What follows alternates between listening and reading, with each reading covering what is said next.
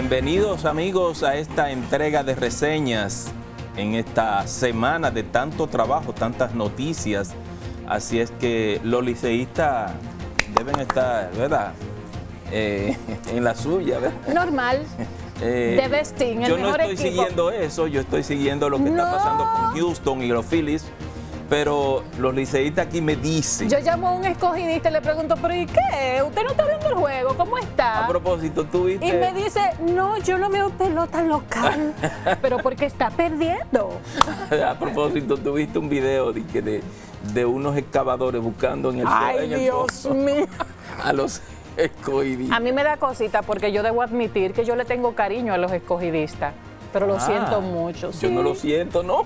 No, pero lo siento mucho. Bueno, señores, con esta nota deportiva comenzamos reseñas de esta semana, prometiéndoles una entrevista muy interesante con el internacionalista Luis González, que viene a analizar todo lo que tiene que ver con política internacional, lo que está ocurriendo en Europa. El propósito de Brasil, el triunfo de Lula. El progresismo avanzando en toda América Latina. Es una entrevista muy importante porque estamos hablando de un especialista en política internacional. Así es que nosotros vamos a invitarles a que vean ahora el resumen de noticias de todo lo que pasó en la semana con Yarit Ortiz. Así es que adelante, Yarit.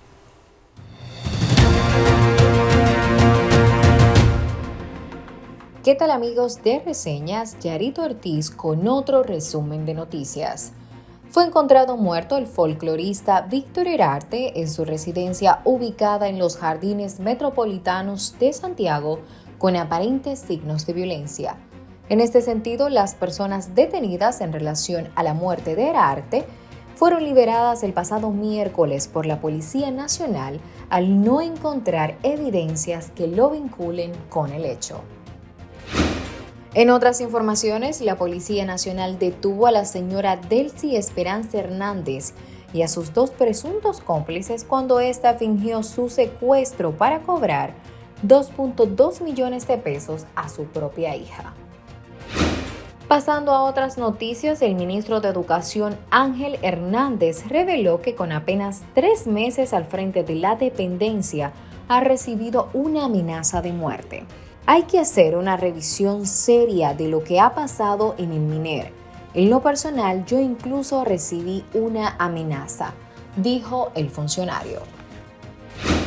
Y otra noticia que ha consternado a la sociedad dominicana es la muerte del joven Jesús Cuevas, quien fue hallado muerto dentro de un tanque el pasado jueves tras casi un mes de su desaparición. Fue descuartizado envuelto en fundas plásticas y luego introducido en un tanque. Así lo informó el vocero de la Policía Nacional el pasado viernes, Diego Pesqueira, quien agregó que estos detalles los ofreció Francisco Javier García Quesada, alias Anthony, cuando confesó haber cometido el hecho. En otros temas, el primer tribunal colegiado de Santo Domingo Este condenó a 20 años de prisión al cabo de la policía Hanley Disla Batista, acusado de provocar la muerte de un disparo en la cabeza a la arquitecta Leslie Maciel Rosado Marte durante un hecho ocurrido en octubre del pasado año en Boca Chica. También sentenciaron a 10 años de prisión a Rafael Castillo Novas, quien conducía la motocicleta en la que el agente policial persiguió a la víctima luego de un accidente de tránsito. Y en el ámbito deportivo, Jeremy Peña se convirtió en el primer campo corto novato que gana el Guante de Oro en la historia de las Grandes Ligas, amén de ser el primer recluta de los Astros de Houston en llevarse el premio. Y otro que continúa cosechando éxitos es Vladimir Guerrero Jr. El inicialista de los Azulejos de Toronto también logró su primer Guante de Oro luego de tener una temporada de 3 carreras salvadas con la defensa. Guerrero Jr. se convirtió en el primer inicialista de Toronto en ganarlo y es la segunda temporada consecutiva en la que un jugador del equipo obtiene el premio.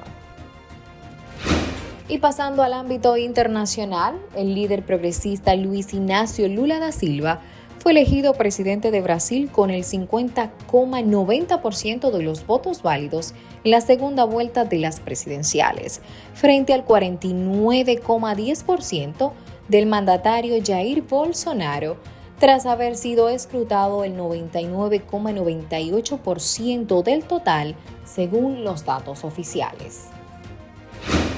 Y continuando con el ámbito internacional, al menos 150 personas murieron en una estampida de miles de jóvenes que celebraban Halloween en las estrechas calles de un popular del barrio del centro de Seúl, en Corea del Sur. Hasta aquí el resumen informativo. Yarito Ortiz para Reseñas. Rafael, hay un tema que nunca acaba y es el tema, valga la redundancia, ¿verdad?, de la inseguridad ciudadana. Comentábamos antes de empezar el programa que, por ejemplo, en Santiago hay como un... Desde hace meses. Sube y baja. Sí, pero desde hace meses. Sí, hay un repunte de casos de inseguridad ciudadana en Santiago. Hemos visto cómo cambian incluso a cada rato a los jefes policiales de esa zona. Sí, y eso tiene que ver precisamente con la misma situación que no solo vive Santiago, lo viven otras poblaciones, en donde parece que el tema de la seguridad ciudadana va a extenderse por mucho tiempo y nos va a dar mucha agua de beber.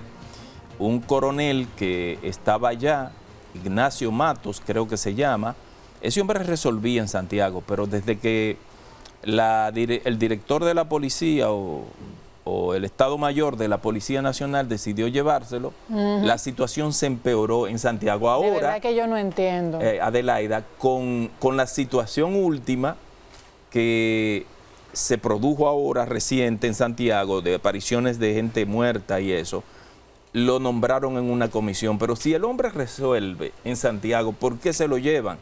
Por lo menos en Santiago debe haber 5 coroneles dedicados a la investigación, porque estamos flojos con el tema preventivo, Adelaida, porque seguridad ciudadana es prevención, y si la situación se nos fue de la mano en la prevención, por lo menos que la investigación determine, como ocurrió con ese joven que fue encontrado dentro de un tanque que estaba desaparecido desde el 8 de octubre, muchos casos similares, que se investigue, que se profundice, que la población sepa qué ocurrió, como ocurrió con el folclorista que mataron en Santiago. O sea, Santiago se ha convertido a la cabeza de todo el Cibao en una situación que está, a mi modo de ver, fuera de control, señores. Tenemos que ponerle a la segunda ciudad de importancia. Y hay que prestarle atención porque estos ruidos en Santiago, en lo que concierne a la inseguridad ciudadana, no son de ahora. No son de ahora. Cuando suenan, se actúa por reactividad, pero vuelve otra vez a caer en lo mismo. Así que hay que actuar para que sea sostenida la seguridad ciudadana, en especial en esa demarcación que es la segunda, ¿verdad? Como decía Rafael. Buena parte de los casos, Adelaida, buena parte de los casos tienen que ver con el tema del tráfico y consumo de drogas. La DNCD, que ha estado dando unos golpes muy fuertes, sí, yo creo que debe ser más fortalecida a los fines de que la Dirección Nacional de Control de Drogas tenga una mejor capacidad operativa para funcionar en todo el territorio nacional, porque no es verdad que la DNCD está en capacidad de funcionar operativamente para prevenir, perseguir y capturar a quienes se dedican al tráfico y consumo de drogas. Yo estaba en un barrio ayer, este fin de semana pasado, estaba en un barrio y lo que me dicen ahí, y lo menciono por su nombre, Villa Consuelo, lo que me dicen ahí es que eso es tierra de nadie después de la noche. Me lo dice un comerciante de esa zona. Tierra de nadie, tierra de nadie. Entonces no me vengan a mí con que el tema de seguridad ciudadana... Por ahí vive una compañera de trabajo y a cada rato me dice, estoy loca por mudarme. Y tú sabes qué, el tema del tráfico y el consumo de drogas, si eso no se controla, que es la principal causa de violencia en la sociedad, entonces no va a haber seguridad ciudadana. Así es que Vamos a ponernos los guantes con eso, porque en El Salvador la pararon en seco. Bueno. Vamos a hacer una pausa.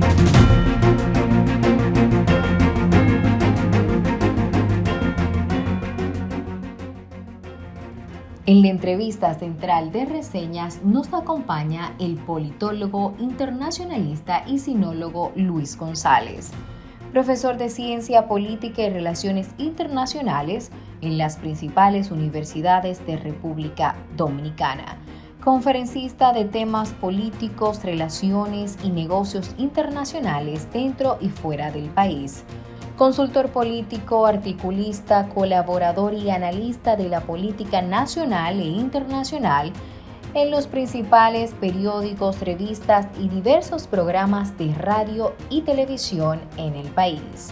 CEO de la Oficina de Asesoría y Consultoría de Negocios Internacionales, Nihao Business.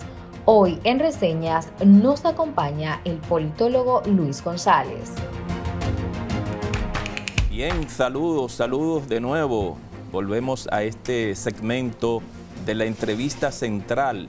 Hoy nos honra con su presencia Luis González, un internacionalista, especialista en temas asiáticos, y con él vamos a conversar de lo que está ocurriendo en el mundo, Adelaida. Así es que bienvenido, don Luis. Bienvenido, Luis. Contexto internacional un poco complejo, un poco difícil a partir de la pandemia, ¿verdad? Y todo lo que se derivó después de esa situación sanitaria. Bienvenido, vamos a conversar sobre muchos temas. Luis, ¿cómo ve usted el mundo? O sea, a veces uno no quiere ser pesimista por lo que ve, lo que lee, pero lo que está ocurriendo en Europa, que todas las economías, la de España, la de Italia, la de Alemania, Inglaterra, y esta guerra entre Rusia y Ucrania, que parece que no va a tener fin, ensombrecen el panorama mundial, y junto con la situación de deterioro de la economía a nivel mundial y la percepción de los organismos internacionales y los expertos de que habrá una recesión el próximo año, ¿cuál es su lectura de esa situación mundial? Bien, gracias de nuevo, Rafael, Adelaida, por el honor de estar aquí con ustedes en Reseñas, y con ustedes y para el mundo, porque la ventaja de este mundo de hoy, que precisamente acaba de señalar, es que estamos más comunicados, tenemos más posibilidad de estar, los 8.000 millones de habitantes, estar en condiciones óptimas y lograr incluso hasta la paz perpetua de la que hablaba Immanuel Kant. Sin embargo, la realidad de la que usted ha planteado y todo el que está mirando aquí lo sabe. Como consecuencia de la pandemia entendíamos, incluso yo estaba trabajando en un ensayo sobre ese tema, que como sucedió después de la peste negra, esa gran pandemia en el siglo XIV, luego de eso vino el Renacimiento, una etapa de transformación para la humanidad. Entendíamos que el hombre iba a aprender una lección, y como consecuencia de esta pandemia que nos encerró a todos, y que hay que reconocer que por las iniciativas de liderazgo global no fueron tan drásticas las consecuencias, pero entendíamos que era una oportunidad para relanzarnos, para un nuevo renacimiento. Para un resurgir. Exacto. Sin embargo, lo que sucede es que luego, cuando ya entienden que han superado un poco, porque la pandemia ya eso vino para quedarse, y lo uno ha sucedido que se ha adaptado a ella, y el mismo cuerpo humano pues se adapta. Y cuando entendían que ya se había resuelto, entonces vuelven a un conflicto que se había iniciado en el año 2014. En el 2014 se inicia un proceso que es una consecuencia de una lucha global. Geoestratégica, geopolítica, y como señala Ray Dalio, que es un autor estadounidense, O sea, no es de la República Dominicana, no es de China, no es de India, no es de los demás, como lo llama Farid Zakaria, sino que es de Estados Unidos. Y Ray Dalio explica en un libro reciente que nos encaminamos a un nuevo orden mundial. Entonces, todo eso viene, hay que irlo sumando. Y además el ascenso de los demás, que lo señaló un autor de ascendencia india, pero estadounidense también, que es Farid Zakaria. El mundo después de USA. Todo eso hay que irlo sumando. No obstante, como tenemos el Parlamento de la Humanidad, como tenemos la Organización de Naciones Unidas, como podemos estar comunicados, que es lo que le estaba señalando, entendíamos que todo podía superarse. Sin embargo, estamos como retrocediendo a lo que planteó Tucídides en la trampa de Tucídides, en la guerra del Peloponeso. Parecería que el ser humano, en esencia, va a seguir siendo igual. Y eso es lo lamentable, que estemos en esta situación en la que estamos. No obstante, mi aspiración, mi sueño, es que como sociedad global nos pongamos de ahora en adelante. Ahora, la realidad es la que usted ha señalado. El 24 de marzo de este año, de febrero de este año 2022, la Federación de Rusia, Putin, ordena una operación militar especial. Es bueno que se entienda esto.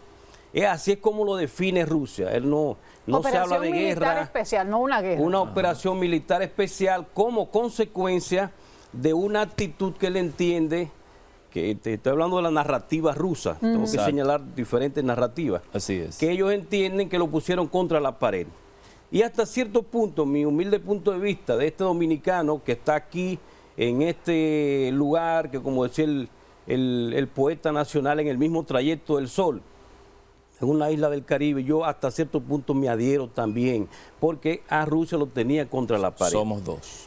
Lo tenía contra la pared. Lo primero es que la OTAN no debería existir, don Rafael. Así es. El 1 de julio del año 1991, el Pacto de Varsovia dejó de existir, porque ya el 9 de noviembre, precisamente estamos casi conmemorando en estos días, de 1989 cae el muro de Berlín. O sea, había terminado la Guerra Fría, no era necesario.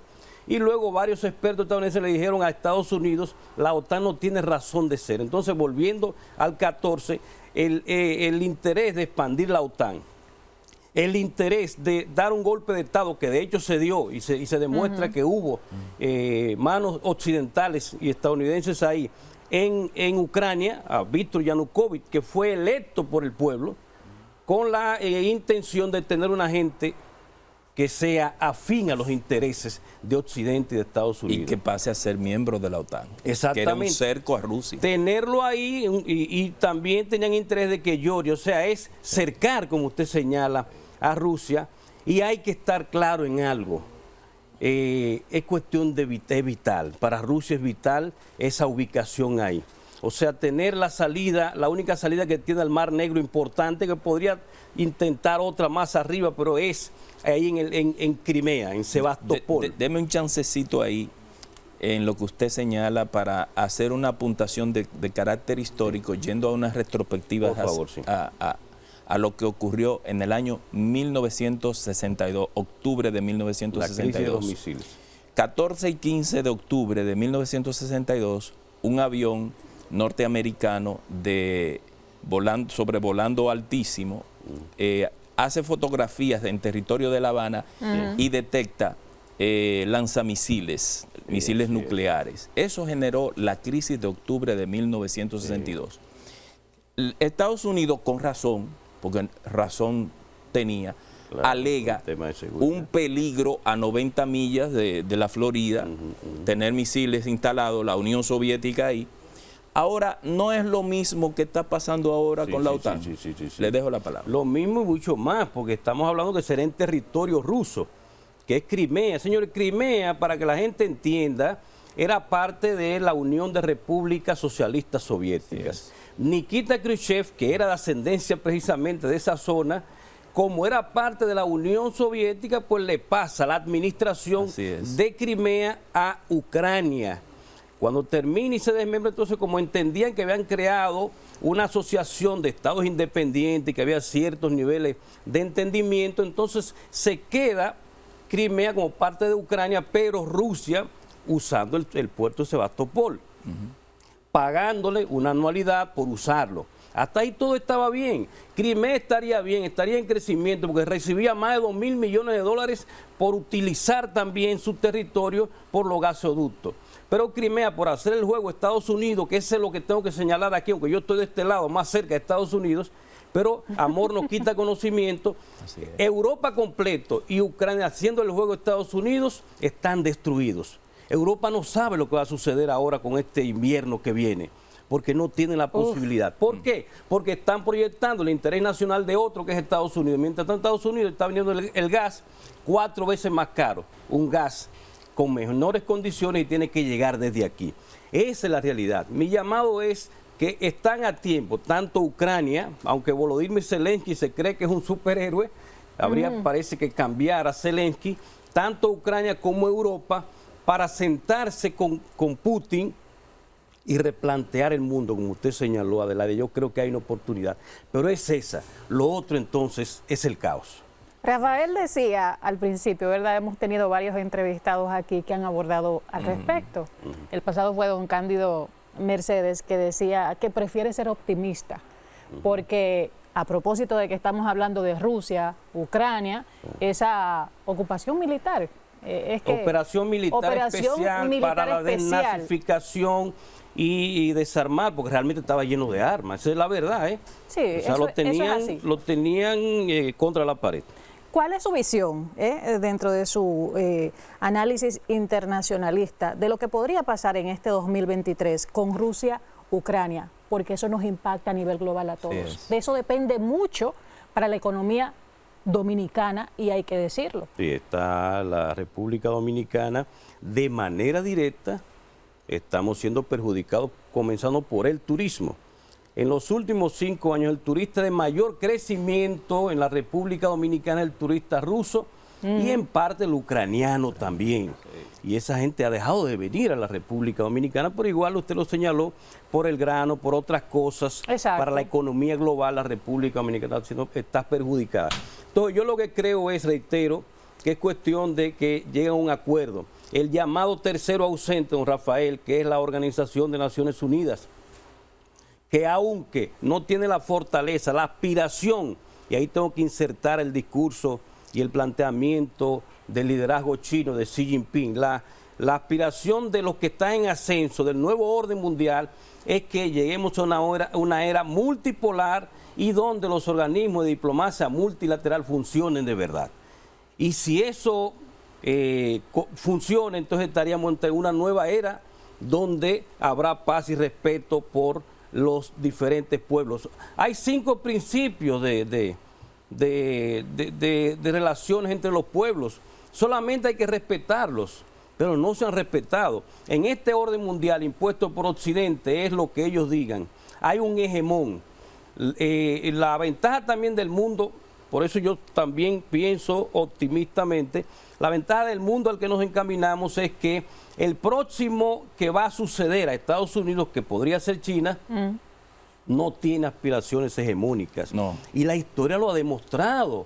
Cuando no existía Estados Unidos, cuando no existía ni siquiera Europa, ya China existía. Revisen la historia de China, incluso todo eso que suena por aquí, desde el ombudsman, todo eso ya China lo tenía.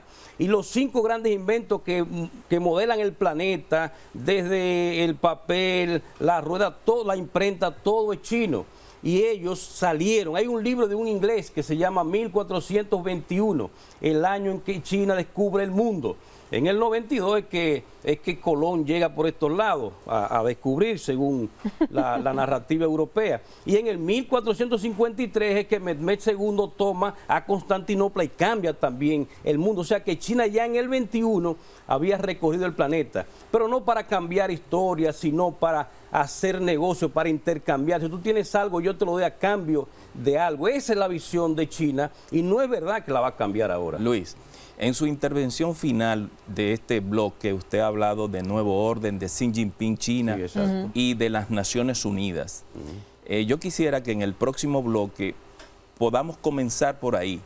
Primero, el rol que juega China en este tablero de ajedrez mundial. Segundo, ¿están las Naciones Unidas en capacidad de guiar ese nuevo orden mundial, o las Naciones Unidas ya, el esquema de Bretton Woods ya cayó? O sea, ya es viejo, obsoleto. Eso es lo que yo veo, la lectura que tengo. Vamos a seguir conversando con Luis González sobre estos temas después de la pausa.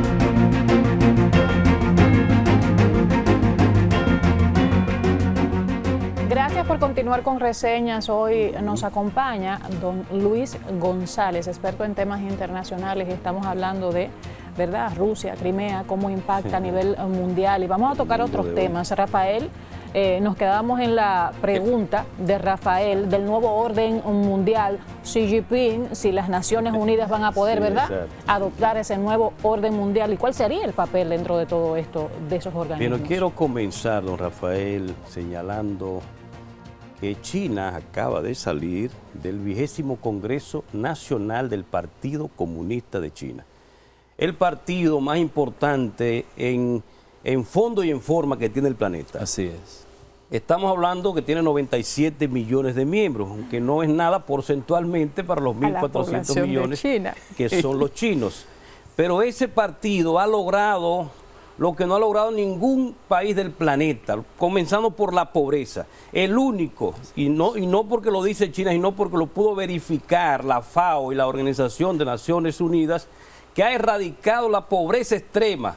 O sea, ya con eso tiene que darle un premio a China y no hablar de que está violando derechos humanos. Derechos humanos lo viola el que no ha podido erradicar la pobreza extrema. El que tiene a 100 metros de la Casa Blanca una gente durmiendo en pleno invierno a menos 10 grados en la calle, que yo lo he observado y tengo fotos. Eso es 100 metros de la Casa Blanca. Eso es violar los derechos humanos. O en Nueva York, en el metro de Nueva York, una gente, eso, o los homeless famosos, que hay opciones para 10 personas y hay una fila con 100, los otros 90 se quedan fuera, no importa lo que pase. Entonces no me hablen.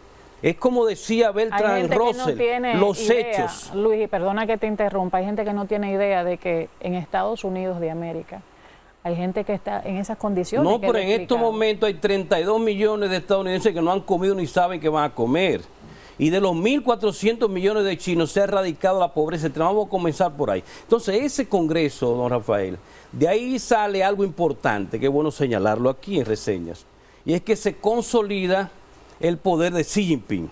Sí. Xi Jinping ha sido el único de las generaciones de liderazgo que tiene China, comenzando por Mao Zedong, Deng Xiaoping, Jiang Zemin, Hu Jintao, y ahora él, que mantiene 3 periodos como secretario general del partido, y ahora a partir de marzo del 2023 la Asamblea Popular Nacional lo va a designar de nuevo como presidente. Pero eso está establecido en su constitución y sus leyes. Eso no es autoritarismo, eso es democracia. Yo también lo he dicho. Mucha gente dice que hay que debatirlo, pues yo estoy dispuesto a debatirlo, yo soy politólogo. El democrato es poder del pueblo. Si hay un país del planeta donde el pueblo es que tiene el poder, es en China. Y eso es la definición de Occidente, o sea, no es una definición china. Esa sale de la cuna del conocimiento occidental, que es Atenas, Grecia. Democrato, poder del pueblo. Para usted ser parte, don Rafael, de los 2.296 miembros de ese congreso, tuvo que haber pasado 20 años de trabajo al pueblo y ser escogido por sus pares. Así es. Eso es democracia. Desde abajo. Y luego se debate cada tema ahí en un congreso que dura una semana y luego se establece el Comité Central Permanente. De ese Comité Central de más o menos 200 y algo de miembros, se escoge un politburó o comité permanente o político, como le llaman los partidos dominicanos, que en este caso fue de 24. Y de esos 24, 7 se escoge como el politburó permanente. Y esos son Xi Jinping y 6 más que lo representan a él. Quiero decir que usted que me está mirando, déle seguimiento a lo que va a pasar de ahora en adelante. Desde el punto de vista de la acción, China va a mantener lo que ha mantenido hasta ahora. Lograr una comunidad, una sociedad modestamente acomodada y con respecto al mundo, construir la comunidad de destino compartido para la humanidad. Por eso la franja y la ruta.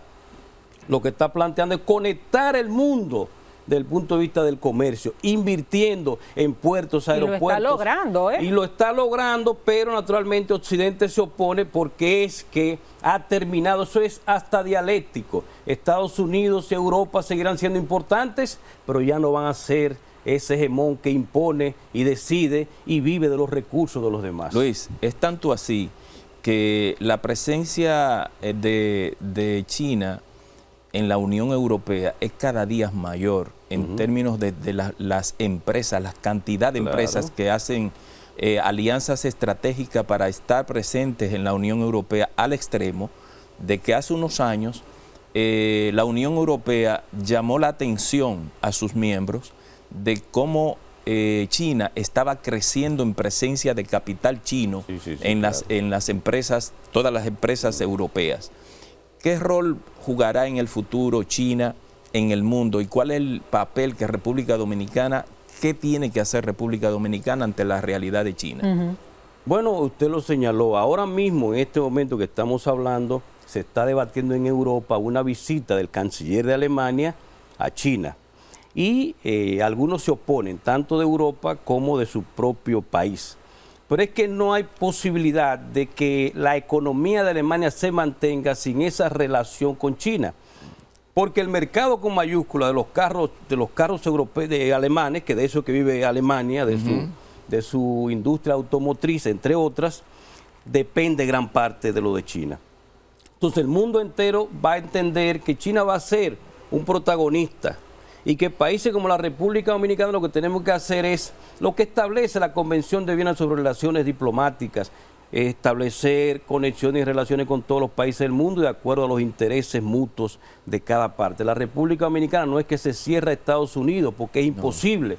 Tenemos ahí el principal socio comercial, tenemos 1 millón de dominicanos o quizá más que nos están viendo ahora mismo, o sea, no vamos a cerrar, no es eso lo que se plantea, pero tampoco cerrar la puerta a otros que están en ascenso, jamás, como China, como Brasil, que acaba de escoger a Lula da Silva por tercera vez. Precisamente ahí anda el nuevo orden en lo que usted está planteando. Exactamente, y todos esos países que son el 90% de la población global también, porque hay que revisar, entre Europa y Estados Unidos tienen más o menos el 13-14% de la población mundial, el otro, los demás, como ellos señalan, son el 87%. En territorio, en economía, representan el 65% de la economía del PIB global. Entonces, respondiendo de manera sucinta a su pregunta, China va a ser importante, por tanto, países como la República Dominicana tienen que mantener y fortalecer esas relaciones. En estos días estuvo aquí un vicepresidente del Comité de Relaciones Internacionales del Partido Comunista de China, invitado por la Embajada de la República Popular China en la República Dominicana, y ha expresado, don Rafael, el interés de fortalecer los lazos con la República Dominicana, traer inversión para la República Dominicana. ¿Qué tiene que hacer un gobierno? Tomar esa oportunidad que le está brindando la República Popular China. Y además las grandes inversiones, usted sabe muy bien, se supone que deben ir a licitación, lo que hay que dejar que participen los chinos en buena lista. No importa Luis, si es un puerto o un aeropuerto.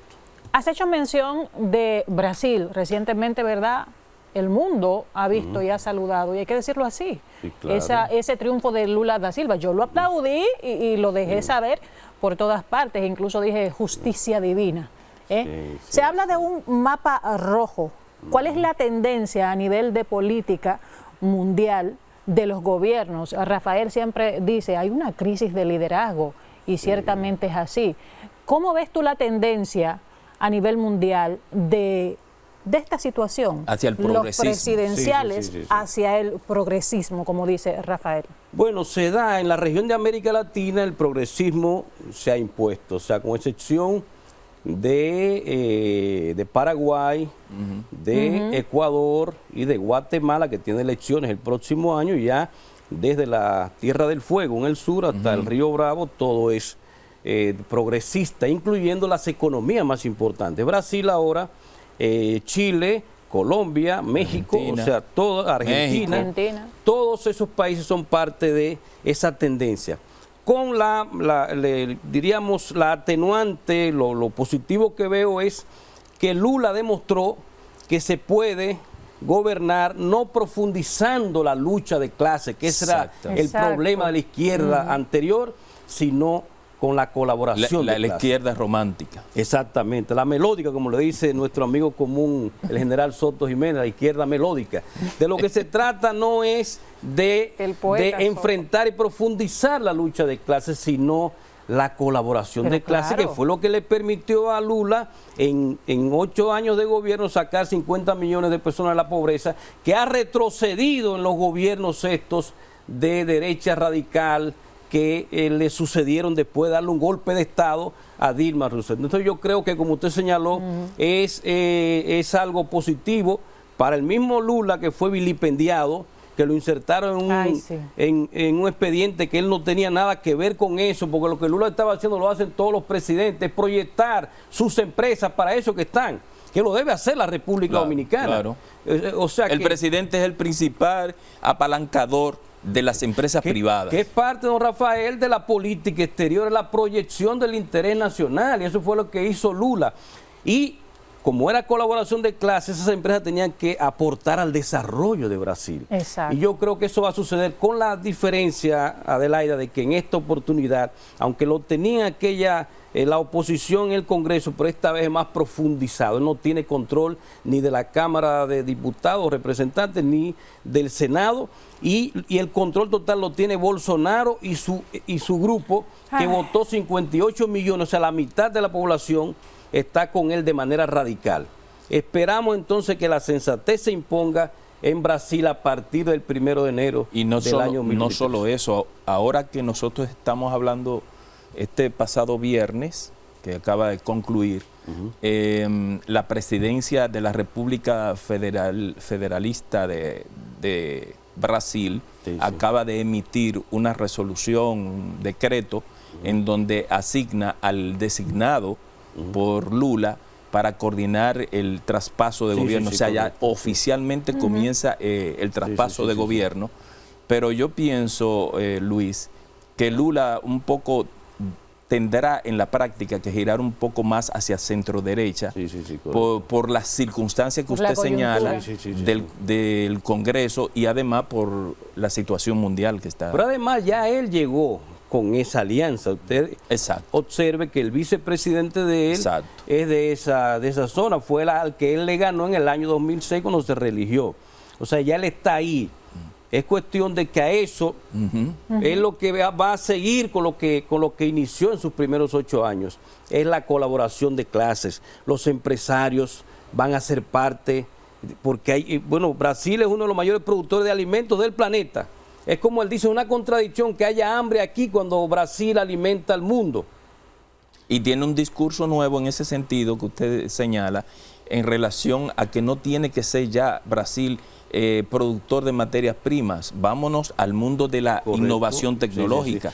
Viene con otro discurso. Y eso es parte de la alianza con China, que es, dicho sea de paso, el socio más importante que tiene Brasil, que le está aportando también y eso usted lo puede ver, y ahí volvemos a la geopolítica, en el grupo BRICS, Brasil, Rusia, India, China, Sudáfrica, grupo BRICS Plus, que ahí viene también Arabia Saudita, Irán, o sea, eso hay que verlo también. Yo sé que estamos en la postrimería de este programa, pero más adelante hay que ver cómo se están recomponiendo las fuerzas y cómo los grupos se están alineando en pos de los intereses, que al final deben tener un espacio donde debatir esas ideas, que es, y ahí voy de manera muy rápida a responder su pregunta con respecto a la ONU, que debería ser ahí, en el Parlamento de la Humanidad, como lo llamaba Paul Kennedy, que es la Asamblea General de la ONU. Lo que hay que reformar, don Rafael, es el Consejo de Seguridad. No puede seguir teniendo 5 miembros permanentes con derecho a veto.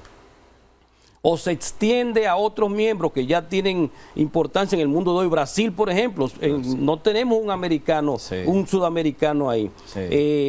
También Alemania, como perdió la guerra, no estuvo, pero ya Alemania es importante. Y que haya 5 o 4 miembros más, pero sin derecho a veto ninguno, porque el veto impide que se avance cualquier resolución. Y más cuando la resolución tiene que ver contigo, o sea, tú eres juez y parte. Cuando hay una resolución que es contra ti, que contra un Estado cualquiera, y yo tengo derecho a votar en contra, que es lo que establece la Carta de la ONU, entonces ya automáticamente no hay posibilidad de que se avance ninguna resolución, y la ONU va a seguir siendo eso, una propuesta interesante, pero no puede resolver ningún problema. Brevemente, un minuto, don Luis. Como precisamente se ha votado ahora recientemente en las Naciones Unidas con una resolución de Guerra Fría, de mantener el embargo a Cuba, Estados Unidos pasando humillaciones, casi unanimidad se aprobó, solo Israel y Estados Unidos votaron. Brasil, por Bolsonaro, se abstuvo. Ucrania por el tema. Exacto. Sí. ¿Usted cree que ya debe esa resolución pasar a la historia? Brevemente. Sí, definitivamente, y lo voy a decir aquí en reseñas en este momento, se le queda poco tiempo. Estados Unidos va a tener que ceder, porque es que ya es demasiado, de todos los pueblos del planeta le están diciendo que no tiene sentido ese embargo. Además, es hasta violatorio al derecho internacional. Yo sé que ya no hay tiempo para explicarlo, porque eso es de manera unilateral de un Estado que ha querido imponer a otro Estado, como es el caso de Cuba. Además de que daña al pueblo cubano, no a los políticos cubanos, sino al pueblo cubano. Exactamente, definitivamente es así. Muchas gracias. Al final, la política internacional, señores, es apasionante, pero el tiempo, ¿verdad?, suele ser corto. Luis, muchas gracias por haber compartido con nosotros en reseñas esos, ¿verdad?, muy grato puntos de vista aquí, internacionales. A ustedes, pórtense bien, los que se quieran portar mal, que lo hagan, yo los apoyo. Y me avisan. Feliz resto del fin de semana.